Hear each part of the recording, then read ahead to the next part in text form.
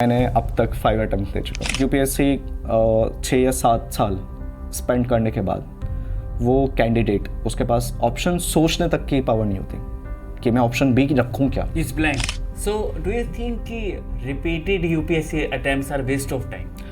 देखो इसमें मैं पार्शली येस भी कहूँगा, मैं पार्शली नो भी कहूँगा।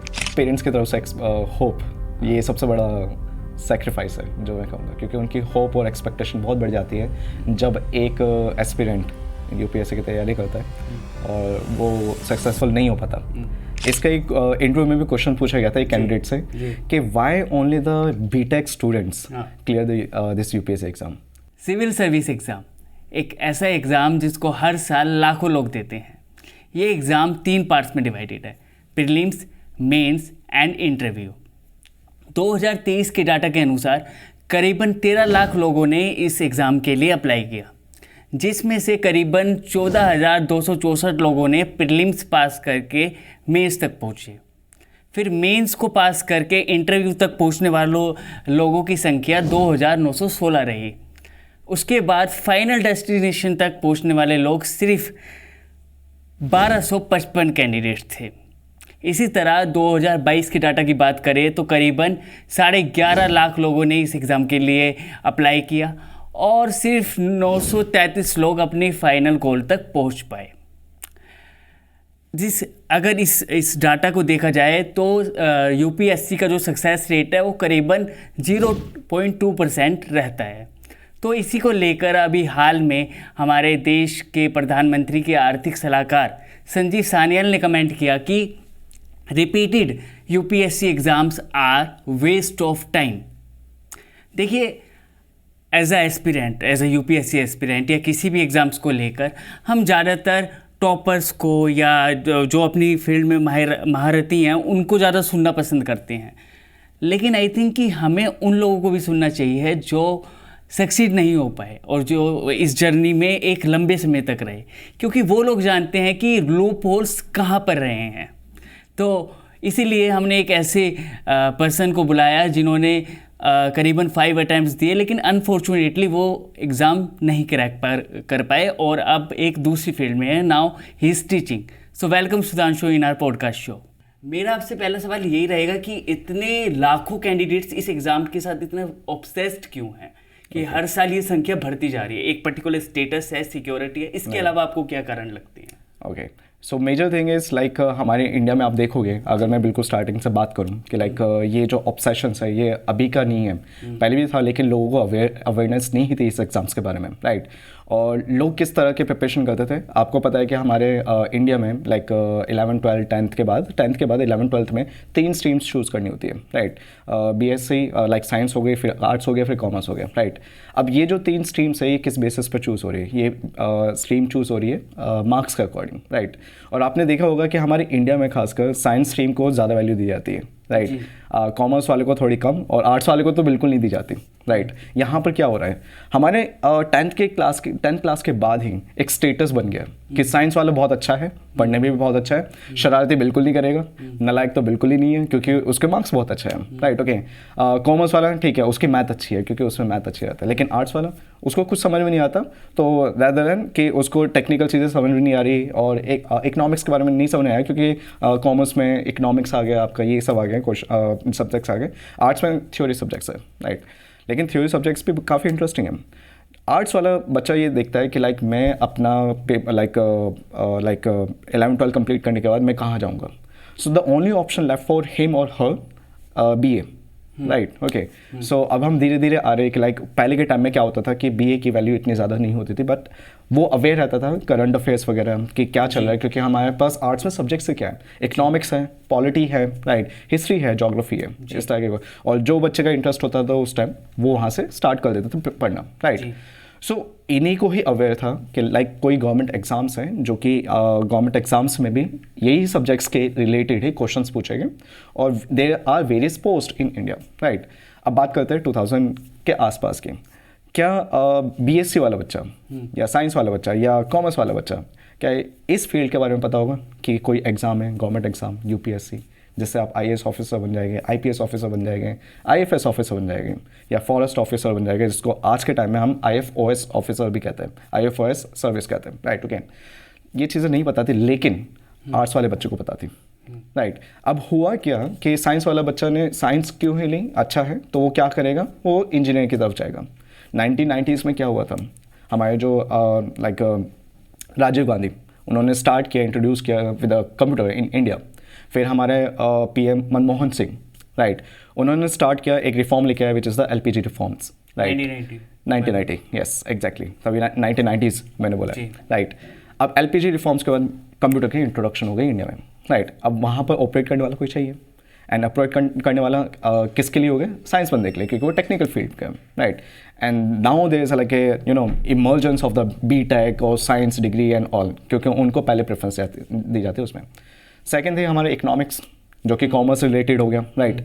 अब साइंस वाले को इंजीनियर पता है, गवर्नमेंट एग्जाम्स नहीं पता, उसने कभी सोचा ही नहीं। उसने ये सोचा कि हाँ 1990s के बाद पेरेंट्स उनको फोर्स कर रहे हैं कि लाइक हाँ आपको कंप्यूटर की तरफ जाना है, कुछ सीखना है और आपको जॉब लेनी है, वहाँ ग्रोथ अच्छा है, ठीक है। पहले के लोग जैसे हमारे पेरेंट्स हो गए, राइट, ओके, वो क्या करते थे, लाइक उनको भी कुछ ज़्यादा आइडिया नहीं था इन सब चीज़ों के बारे में कि लाइक प्राइवेट जॉब क्या होती है, गवर्नमेंट जॉब क्या होती है, बट उनको सिर्फ गवर्नमेंट जॉब के पता थे।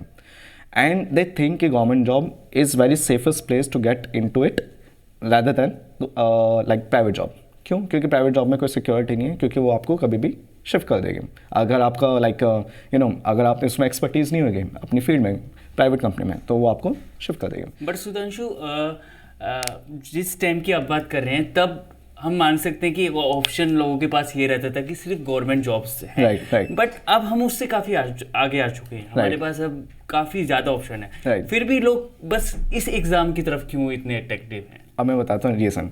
अब जैसे कि आप ये देखिए कि IIT करके भी बंदा UPSC की तरफ जा रहा है, IIM करके भी बंदा UPSC की तरफ जा रहा है। राइट। पहले अगर किसी ने SSC निकाल लिया, उसके पास पर्टिकुलर पोस्ट है, फिर भी वो UPSC में बंदे ने IRS क्रैक कर लिया, देन ही वांट कि मैं IAS बन जाऊं। तो बंदे के पास जितने भी लाइक द गर्ल और द बॉय जितने भी अटेम्प्ट्स, लाइक अगर जनरल की बात करें 6 अटेम्प्ट्स, तो वो मैक्सिमम ट्राई करता है कि मैं 5-6 साल अपना लाइफ के इसमें लगा दूं। So what's the reason behind it? हाँ, इसका एक इंटरव्यू में भी क्वेश्चन पूछा गया था एक कैंडिडेट से कि why only the BTech students clear this UPSC exam, क्योंकि इतना अमाउंट क्यों है। तो मैं उसी पे ही लेके जा रहा था आपका हिस्ट्री से कि लाइक मैं थोड़ा बैकग्राउंड बता रहा था कि ये कहाँ से स्टार्ट हुआ है। नाउ द थिंग इज, जैसे मैंने बताया कि प्राइवेट जॉब में सिक्योरिटी कम रहती है, राइट, ओके, गवर्नमेंट जॉब में सिक्योरिटी अच्छी रहती है, एंड बच्चा की वैल्यू ज़्यादा है क्योंकि वो साइंस बैकग्राउंड से है, राइट, ओके। तो पेरेंट्स क्या करते हैं कि ऐसा कोई गवर्नमेंट एग्जाम निकालो जैसा तुम्हारा स्टेटस बने रहे, and that's how they started searching about the other alternative exam, and slowly and gradually they came to know about the UPSC exam. अब UPSC एग्जाम में भी ऐसा कुछ नहीं था। मैं एक एग्जांपल देता हूँ, उनका नाम मुझे नहीं पता, काफ़ी सीनियर है, and they are he is also retired from the like he is like IFS officer, he was IFS officer, now he is retired IFS officer. उनको भी नहीं पता था कि UPSC एग्ज़ाम है क्या। अपने घर वालों को बोला मैं एग्ज़ाम देने जा रहा हूँ, एग्ज़ाम दे दिया और वही प्रीलिम्स मेंस ये सब दे दिया, राइट, और वो नंबर आ गया जी। अब पेरेंट्स को बताया, अब उनको पता ही नहीं था कि लाइक उनको बाहर भेजा जाएगा, कंट्री के बाहर भेजा जाएगा, राइट, ओके। सो हुआ क्या कि लाइक पेरेंट्स को बताया कि मुझे तो बाहर भेज रहे हैं, तो पेरेंट्स मना कर दिया, क्यों बाहर जाएगा। पहले के टाइम में बता रहा हूँ, वो फॉर्मर IFS ऑफिसर, तो कितना टाइम पहले बात होगी, 80s के बारे में बात होगी, राइट। तो कहने लगे कि क्यों नहीं, हम नहीं बाहर जाने जाएंगे, जो भी जॉब चाहिए यहाँ रखो। एंड इट वाज लाइक इतने अच्छी जॉब है कि लाइक पूरी कंट्री को रिप्रेजेंट कर रहे हो, अब पूरी इंडिया को रिप्रेजेंट कर रहे हो कहीं दूसरे कंट्री में रह के, all over the world, right.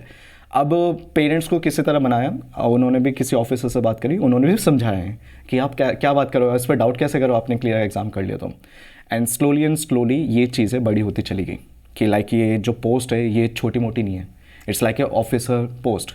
अब जब ये चीज़ें बड़ी होती चली गई, now the students are starting searching कि मैं कहाँ जाके पढूं। जैसे कि अभी आपने 1980s का जिक्र किया, तो 1979 तक सिर्फ इंग्लिश मीडियम वाले जो स्टूडेंट्स थे Right. वही इस एग्ज़ाम को दे सकते थे। Exactly. लेकिन 1979 में हिंदी और as well as regional language के लोग भी इस एग्ज़ाम को देना शुरू कर दिया। तो इसमें जो यूपी, बिहार, जैसे कि आपको पता है बिहार से कितने लोग इंडस्ट्री रहते हैं, उनकी संख्या भी काफ़ी बढ़ गई। तो उसको आप किस तरीके से देखते हैं? मैं इसको काफ़ी पॉजिटिव तरीके से देखता हूँ, क्योंकि देखो जब इंग्लिश एस्पिरेंट या हिंदी एस्पिरेंट की बात आती है ना, तो मैं कहता हूँ दोनों का अगर इक्वल अपॉर्चुनिटी मिल रही है ना, तो इसमें आप मीडियम नहीं देखो कि लाइक कौन से मीडियम से कर रहे हैं। और कॉन्स्टिट्यूशन प्रोवाइडेड। Yes exactly. अब जब इतना, और ये जो हमारे यूपीएससी एग्जाम्स है ना, आपने देखते हो कि कौन अपॉइंट करता है, यहाँ पर पीएम अपॉइंट नहीं करता है, यहाँ पर प्रेसिडेंट अपॉइंट करता है। It's like a huge job. But when this exam was started before the 1855 से तो मेरिट बेस पे हो गया, लेकिन ईस्ट इंडिया कंपनी के थ्रू तब ये पैट्रोनेज सिस्टम पे था। Right. लेकिन 1855 में जब मेरिट बेस पे इस एग्जाम को शुरू किया गया, तो ये एग्जाम लंदन में हुआ करता था। And the first Indian was the Satyendranath Tagore, Yes. The Elder brother of Rabindranath Tagore. Exactly. तो सुभाष चंद्र बोस भी थे। he came later, but the Yes. first Indian was the Satyendranath Tagore. So merit base पे जिस तरीके से फिर क्योंकि प्रेफरेंस ब्रिटिशर्स को थी पहले, लेकिन धीरे धीरे हालात सुधरे और जब हम आज़ादी की तरफ बढ़े 1922 में एग्ज़ाम यहाँ भी कंडक्ट कराने लगा, 1922 से इंडिया में, मतलब इंडिया और लंदन में।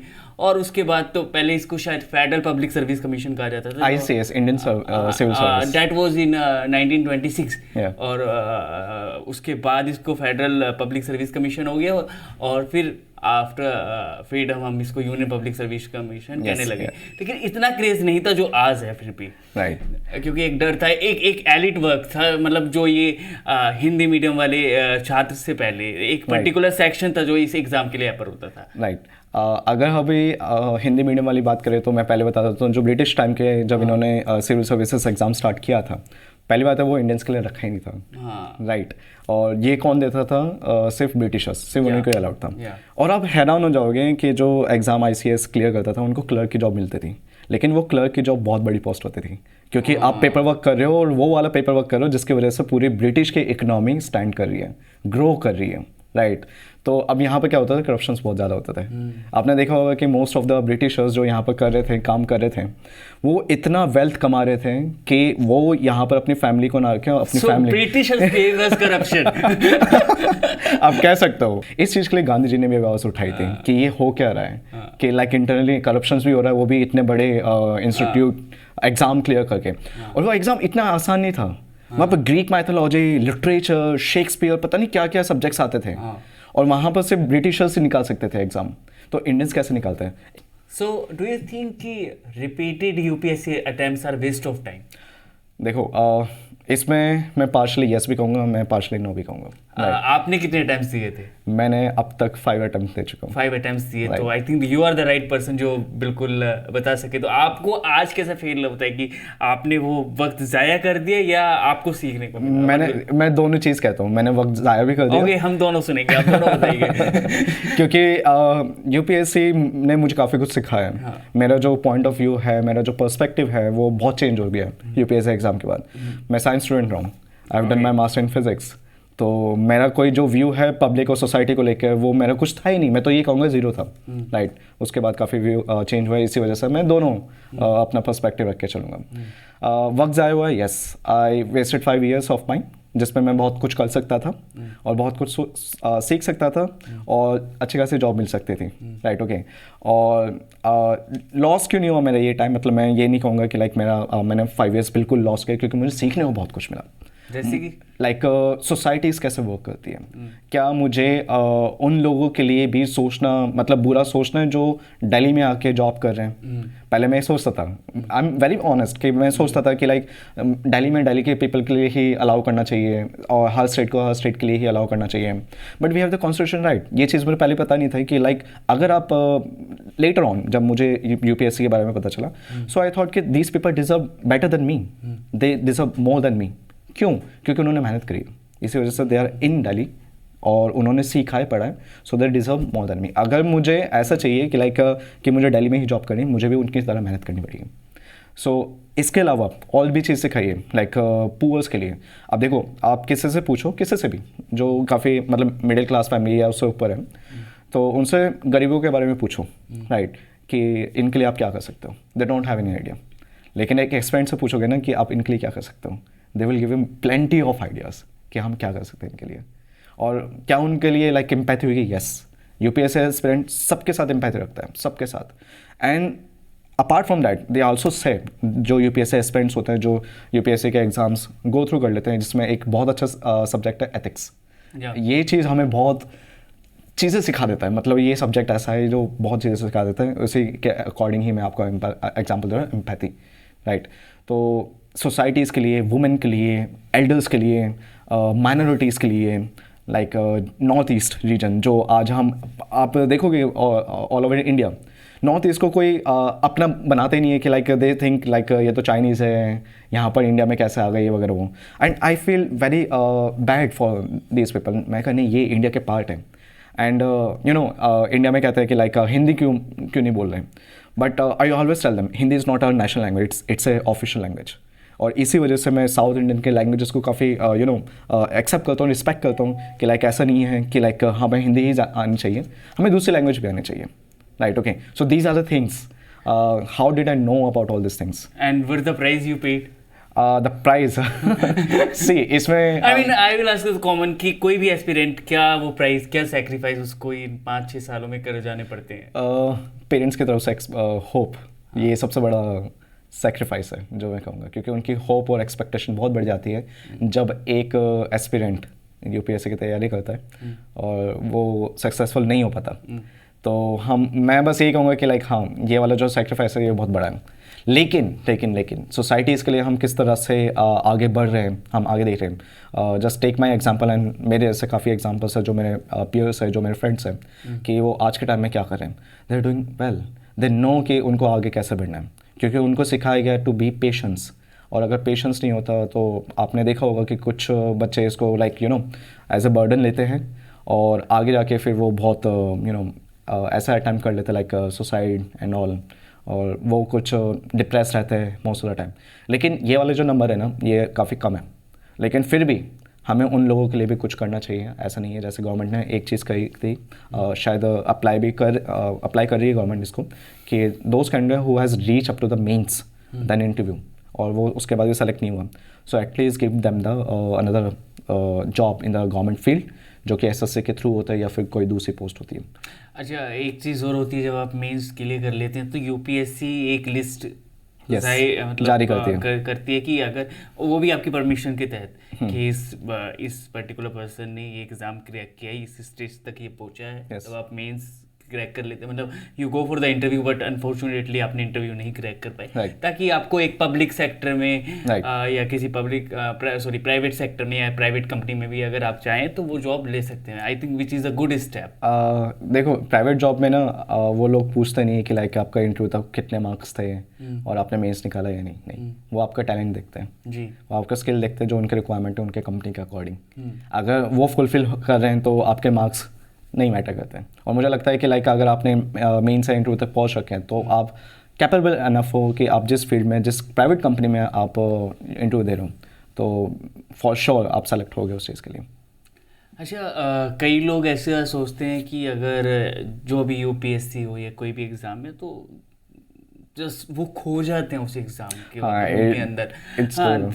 दे डोंट थिंक कि उन्हें कोई एक ऑप्शन बी रखना चाहिए, एक बैकअप रखना चाहिए। तो कौन सा ऐसा पॉइंट होता है जब आपको लगता है कि नहीं, अब आपको एक ऑप्शन भी रखना चाहिए, आपको प्रैक्टिकल होना चाहिए कि अगर ये नहीं तो कुछ और, तो या फिर एक ऐसा पागलपन होता है कि नो, यू से कि नहीं, ये नहीं तो कुछ नहीं। ओके, एक स्टोरी है अमंग यूपीएससी एस्पिरेंट, ये चीज़ कोई और नहीं समझ सकता इस चीज़ को। अगर एक यूपीएससी एस्पिरेंट 1 साल या 2 साल के बाद ऑप्शन बी के बारे में सोचने लगे ना, so he is not a real aspirant. आपको पता था ये? ये एक वो है like after 2 attempts, after even 1 और 2 अटेम्प्ट्स, आपने अगर 1 अटेम्प्ट के बाद ही या फर्स्ट अटेम्प्ट से पहले ही सोचना शुरू कर दिया कि ऑप्शन बी भी तैयार रखो, right, it means that you are not a real aspirant. आपको पता है कि आपका एग्जाम ही क्लियर नहीं होगा, इसी वजह से आपके दिमाग में ऑप्शन बी के बारे में आया।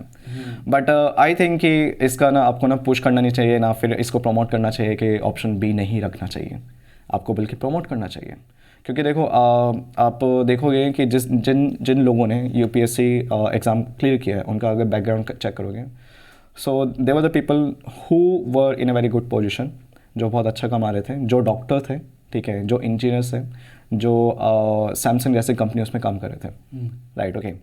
सो उन बच्चों का क्या जो बिल्कुल एवरेज है, राइट, ओके। सो मैं ये नहीं कहूँगा बिल्कुल भी लाइक उनको कोई चांस नहीं मिला, बल्कि उन्होंने पूरा पूरा 100% दिया है। लेकिन उनके लिए ऑप्शन भी बहुत इंपॉर्टेंट है, क्योंकि वो एवरेज है, उनको पता है कि लाइक वो उनके जैसा नहीं है जो बहुत अच्छे जॉब कर रहे हैं। सो मैं अब ये चीज़ थोड़ा चेंज करना चाहता हूँ कि लाइक आप अगर शुरू कर दिया आपने प्रिपरेशन, आप स्टूडेंट बन चुके हो, आप धीरे धीरे पढ़ो, लेकिन अपने साथ साथ उसको जैसे जैसे पढ़ते आ रहे हो, ऑप्शन बी के बारे में भी सोचते रहो कि आपका इंटरेस्ट किस फील्ड में जा रहा है। क्योंकि आप जो यूपीएससी एस्पिरेंट होते हैं वो वेरियस फील्ड से आते हैं। कोई बीएससी होता है, कोई एमएससी होता है, कोई बीटेक होता है, राइट, ओके, कोई सीए भी होता है, फिर आर्ट स्टूडेंट्स भी हो गए, राइट, ओके, कोई बाहर से आए हुए हैं कि उन्होंने एमबीए वगैरह किया, फिर यहाँ आके ये वाला एग्ज़ाम्स प्रिपेयर करते हैं, राइट, ओके। तो जैसे सपोज करो मैं एग्जांपल देता हूँ, मैं हमेशा अपने स्टूडेंट्स को, I am a teacher, right, okay, तो मैं अपने हमेशा स्टूडेंट्स को ये चीज़ बताता हूँ, क्योंकि ये मेरा खुद का एक्सपीरियंस है।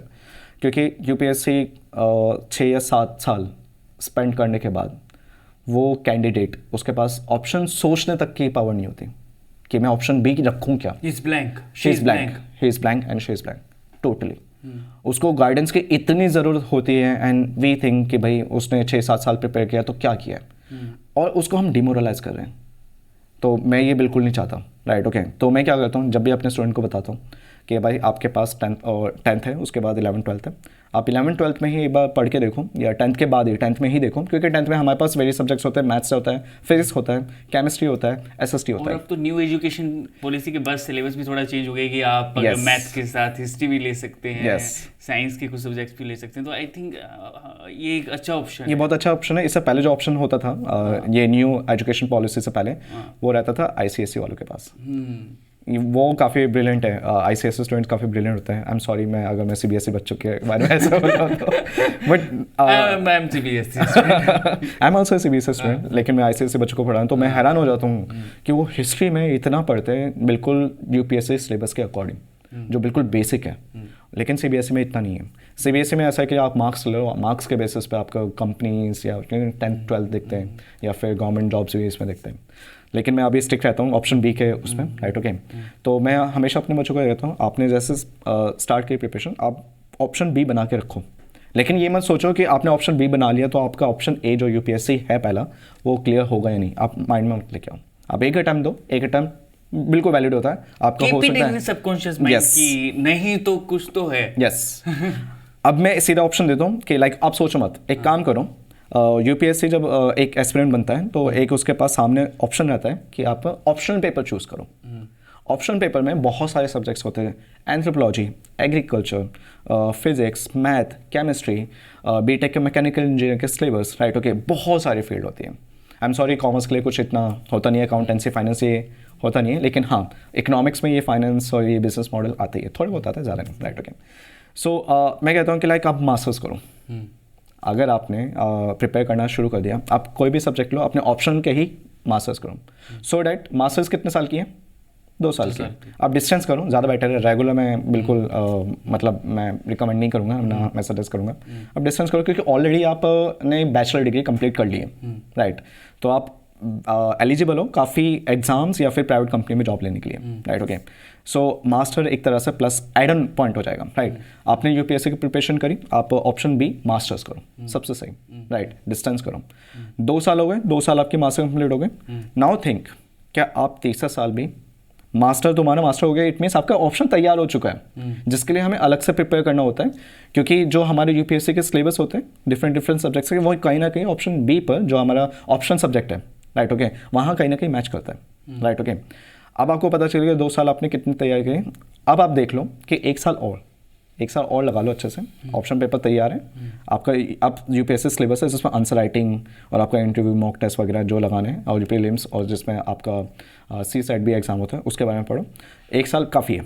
अब देखो 2 साल प्रिपेयर हो चुका, सिलेबस को बहुत अच्छा आइडिया है। अब 1 साल और प्रिपेयर करो, ऑप्शन आपका तैयार है। अब अटेम्प्ट दे दो, फाइनल सीरियस वाला, राइट। अब इसी वजह से मैं क्या balance approach, it's a very balance approach. तीसरे साल में अभी क्लियर नहीं होता है, now use your master degree to get a job. अब आपको देखो, जॉब अगर करोगे, ठीक है, जॉब अगर करोगे, आपके पास भी एक्सपीरियंस है, आपके पास भी वो नॉलेज है जो आपने 3 साल तक करी है, क्या आप जॉब के साथ साथ यूपीएससी की प्रिपरेशन नहीं कर सकते? आई थिंक एक बार जब आपका एक बेस क्रिएट हो जाए, हाँ. आपने एक फाउंडेशन आपका तैयार है, तो then it's possible with a job. Exactly. But शायद जो थोड़ा बिगनिंग में एकदम जॉब के साथ कर रहा हो, उसके लिए थोड़ा मुश्किल होगा, लेकिन वो टाइम दे सकता है। 9 to 5 जॉब रहती है, 8 घंटे या 8.5 घंटे की इंडिया में, राइट, ओके। सो कम यार थोड़ा। देखो, उस बच्चे ने, उस कैंडिडेट ने, एस्पिरेंट ने 3 साल प्रिपरेशन करी है, उसको पता है कैसे पेशेंस रहना और कैसे एक जगह बैठ के हमें पढ़ना है। तो 9 to 5 जॉब के बाद भी उसको आदत बनी रहेगी। उसके बाद वो 5 अटैम्प्ट, मतलब 3 अटैम्प्ट दे चुका है ना, 3 अटैम्प्ट दे चुका है, अब वो 2 साल और अच्छे से करके 5 अटैम्प्ट दे सकता है। Now he has a job, now he has a experience, right. Now he can also think कि मैं जॉब के साथ साथ ये तो कर ही रहा हूँ, और उसको बुरा भी नहीं लगेगा। Now he has a security. ये चीज़ यूपीएससी एस्पिरेंट के बीच नहीं बात होती है। तो मैं अपने बच्चों को बताता हूँ, क्योंकि अभी I just want to teach and give the counselling to this the same thing for the UPSC aspirant, ताकि वो कुछ हार्ड स्टेप ना ले सकें। एंड ये मालूम है, ये वाला जो मॉडल मैंने बताया, right, okay, it's good for everyone, जो काफ़ी अच्छे फैमिली बैकग्राउंड से आता है, जो काफ़ी हम्बल बैकग्राउंड से आता है, या कोई पूरे फैमिली से आता है, तो सबके लिए वैलिड है। तो टाइम के चलते हुए एक आखिरी सवाल आपसे कि एस्पिरेंट ये खुद में अब एक स्टेटस और एक टाइटल हो चुका है। तो अब एक कंटेंट क्रिएशंस, कंटेंट काफ़ी बनने लगा है यूपीएससी को लेकर, जैसे कि अभी रिसेंटली 12th फेल आई, उससे पहले अमेजन पे सीरीज आई एस्पिरेंट्स, अलग अलग स्टैंड अप कॉमेडी, शेरो शायरी, पोइटिक वगैरह वगैरह चलता रहता है। सो आप क्या सोचते हैं ये कहाँ तक रोल प्ले करते हैं एक कैंडिडेट को इंस्पायर करने में? कितने लोग सिर्फ इन चीज़ों को देख के इंस्पायर हो जाते हैं और कितने सीरियसली होते हैं? हमारे पास 2 तरह का मोटिवेशन होता है, एक एक्सटर्नल, एक इंटरनल। जी। जो एक्सटर्नल होता है वो टेम्परेरी होता है, और एक्सटर्नल मोटिवेशन एग्जांपल्स है 12 फेल, और हमारे जो आईएएस ऑफिसर बन चुके हैं, रैंक 1, रैंक 2, जिनको हम देख के उनकी बातें सुन के बहुत इंस्पायर होते हैं, मोटिवेशन होते हैं। लेकिन ये एक्सटर्नल है। ये भी मेरे ही फ्रेंड ने ही बताया ये चीज़, जो 2 तरह की है, क्योंकि उसने मुझे हमेशा रिकमेंड किया है और हमेशा सजेशन दिया, अगर आप मोटिवेट रखना चाह रहे हो पूरे अपने एग्जाम में, जब तक क्लियर नहीं होता, तो आपको वो पुश करेगा वो इंटरनल इंस्पिरेशन। तो आपके अंदर क्या रीज़न है कि आप आईएएस ऑफिसर बनना चाहते हैं? वो क्या पॉइंट होना चाहिए जब आपको लगे अच्छा ये इंटरनल पॉइंट है? कब आप अगर एडवाइस देना चाहें कि कैसे पता लगा एक कैंडिडेट को पता चले कि आई एम द वन जो अब इंटरनली करना चाहता है? अगर आपको खुशी मिलती है दूसरों की हेल्प करने में, अगर आपको दुख होता है कि लाइक वो गरीब क्यों है, क्या मैं इसके लिए कुछ कर सकता हूँ, अगर आप देखते हो कि इंडिया में इतना मतलब डिस्क्रिमिनेशन क्यों है, on the basis of the gender, on the basis of the religion, on the basis of the minorities, अगर आपको ये सब चीज़ें अपने अंदर से और ऐसा लाइक दुख होता है और आप चाहते हो कि उसको चेंज करना है, तो it means it is enough for you to clear that. Why just फिर यूपीएससी? फिर तो सोशल वर्क और काफ़ी सारे ऑप्शंस हैं इस चीज़ को लेकर। लेकिन उसमें काफ़ी बिल्कुल ज़ीरो से स्टार्ट करना पड़ेगा, आपके पास कोई पाथ नहीं है। UPSC gives you the path. Okay. So in the end I will ask, अगर UPSC एस्पिरेंट्स को आप कोई एडवाइस देना चाहेंगे, कोई 5 टिप्स, तो क्या होंगी जो आपने अपने अटेम्प्ट्स के दौरान आपसे कुछ गलती रह गई और आप नहीं चाहते कि एस्पिरेंट्स करें? ओके, सो मैं बस यही कहूँगा कि लाइक आप ज़्यादा सपने मत देखो कि मैं IAS ऑफिसर बन जाऊँगा, IFS ऑफिसर बन जाऊँगा, तो मेरे पास बंगला होगा, मेरे पास सर्वेंट्स होंगे, आप बिल्कुल मत देखो। That is external. Yes, that is external. क्योंकि जब वो आपका एग्ज़ाम क्लियर नहीं होगा, आप आपको मोटिवेशन नहीं मिलेगा इस चीज़ के लिए कि लाइक मेरे सपने वो थे, और आप डाइवर्ट हो जाओगे कि लाइक आपका मकसद जो था UPSC क्लियर करने के बाद, आपका मकसद वो हो रहा है, राइट, ओके। तो मैं बिल्कुल नहीं चाहूँगी ज़्यादा सपने देखो। दूसरा, बस stick to your preparation, simple, stick to your preparation, right, okay. और दूसरा, साइड बाय साइड, अगर आप नए बिल्कुल एस्पिरेंट हो, राइट, साइड बाय साइड मैंने अभी ये सजेशन दिया था कि मास्टर्स करो, 5 साल बहुत है। मुझे नहीं पता संजय सान्याल सर ने ऐसा बिल्कुल ही अपसर्ड बोल दिया कि लाइक बर्डन है हमारे लिए उन एस्पिरेंट्स के लिए जो बहुत ज़्यादा टाइम दे देते हैं, 8 साल 5 साल। मैंने 5 साल का ही आपको पूरा एक मॉडल दे दिया, उसके लिए बर्डन नहीं रहेगा। और देखो उन्होंने गलत बात नहीं कही है जहाँ मैं कहूँगा, ठीक है, उन्होंने भी सही बात बोली है। क्यों?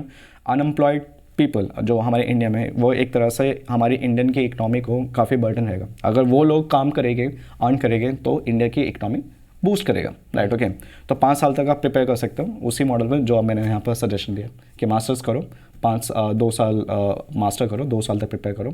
जैसे आपका एक मास्टर हो जाएगा उसी सब्जेक्ट का जो आपका ऑप्शन चूज़ किया है, तो आपका ऑप्शन प्रिपेयर हो गया और आपका यूपीएससी सिलेबस तो है ही। आप तीसरे साल बहुत अच्छे से प्रिपेयर करो।